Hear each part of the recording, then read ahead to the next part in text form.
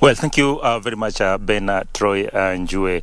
We are at Umiru village in Yala, that is in Siaya County. This is the home village of the fallen former education CS, Professor George Magoha. And of course, the village is in mourning. A giant has fallen, and we could actually tell from all the way from Yala town to this home. The villagers are grouped in small groups, having a discussion. This coming to them is a shock, just as it has come to the entire nation, the demise of Professor George Magoha. Nonetheless, of course, preparations are underway, and we're actually here in his home in Umiru village. Not much is going on here. We are told that the immediate family members have actually flown to Nairobi, so then they can join the rest of family members in Nairobi. So then, of course, preparations for what will be happening next can actually begin. We also understand that the brother who stays not far away from where we are, who died about a couple of weeks back, was supposed to be buried this weekend. That, of course, the demise of the former CS throws everything in disarray in terms of preparation, and of course villagers will be sitting to discuss exactly how they will be going about the interment of the remains of the two brothers. Remember, the family, this is the third son they are losing in the last or so years. So grief has actually stricken this particular village, and we'll be talking to a villager who will actually just give us a snippet of exactly how Prof behaved when he came to the village, and how the village actually accepted their son. Welcome, Ezekiel. Yes. Kindly tell us, first and foremost, how the village is feeling about the demise of Professor George Magoha. Actually, the entire village, people are mourning, and everybody is worried and said, what has happened with the Magohas? Because he have lost two other brothers, and he himself now he has gone, and people are grouping small group and gossiping what is happening with the Magohas. But all this is the doing of the Lord. Actually, people loved Mr. Magoha. We call him here Omore. People loved him so much because he was somebody who is always to the point. We at the national level, you say people loved him so much, but at the national level, we looked at him as a very strict administrator who wanted everyone to stay on the straight and narrow lane. How was he in this particular village? Why I said he was loved, he was somebody who was to the point. He never involved in any other issues like gossip about issues of the family. Whenever he came around, would go to the point of whatever is supposed to be done. And that's why people loved him so much, because he was like a uniting figure. If there's any issue within the family, in the community, he could come in and bring a solution.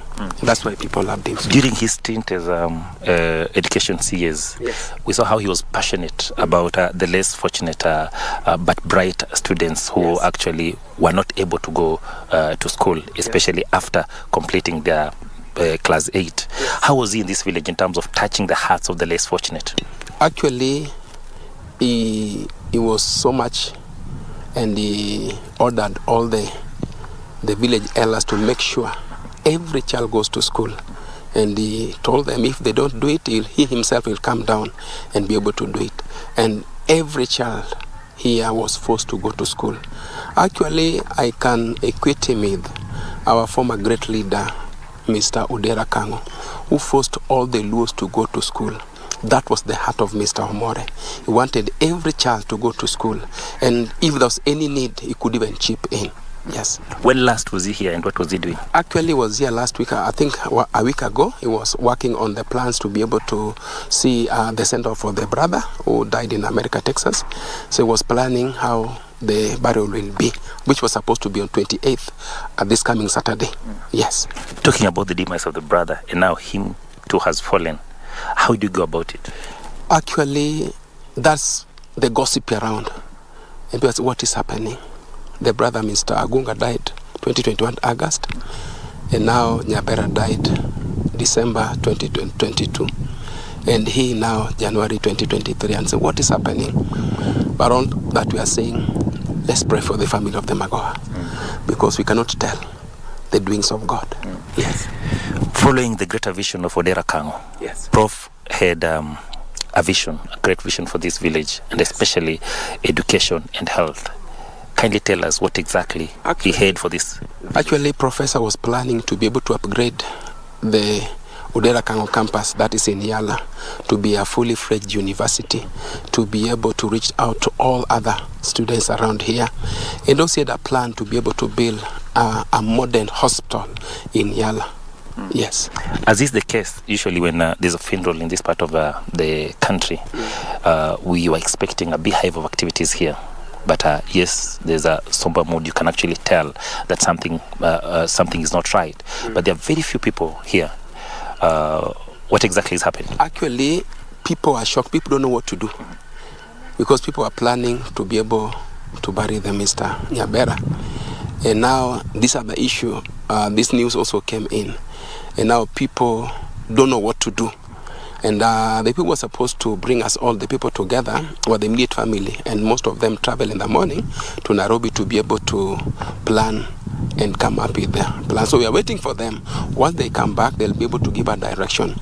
But everybody, actually people have been coming in and going because there's nobody to be able to convene the people to give us the way forward.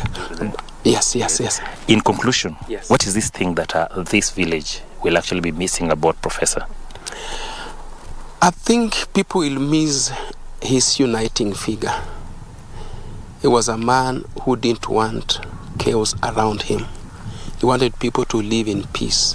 He wanted people to be in harmony. And that was he was worked for. Even in our village in Marenyo, even here, he wanted people to be united. And that was his goal. Yes.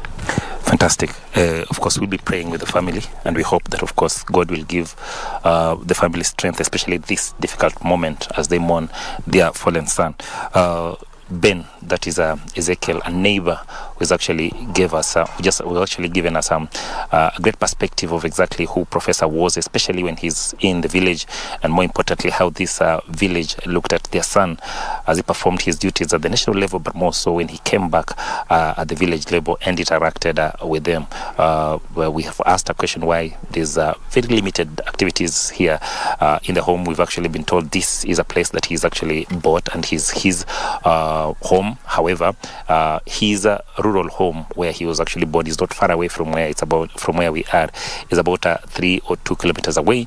And of course, we are told that most of the villagers are coming here and then of course proceeding to his village, where his home, where he's actually born, and there where people are actually converging, and we'll be moving there from here, Ben, so then we can actually get a taste of exactly what is happening in his home village. And of course, no doubt we'll be briefing our listeners and viewers in our subsequent bulletin of what is happening in that particular village. But Ben Troy, I have interacted with the CAs on many occasions when he came down this side as he followed up to ensure that bright students from slums or informal settlements actually went to school.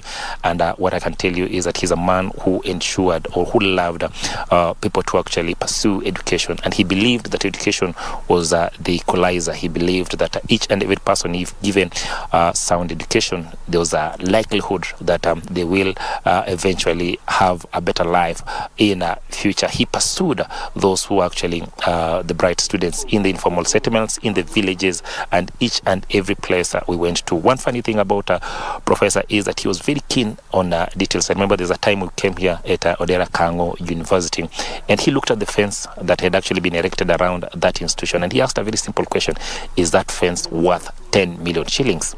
And that was how Professor wanted his things to be done, straight to the point. Back to you, Ben Troy Njue.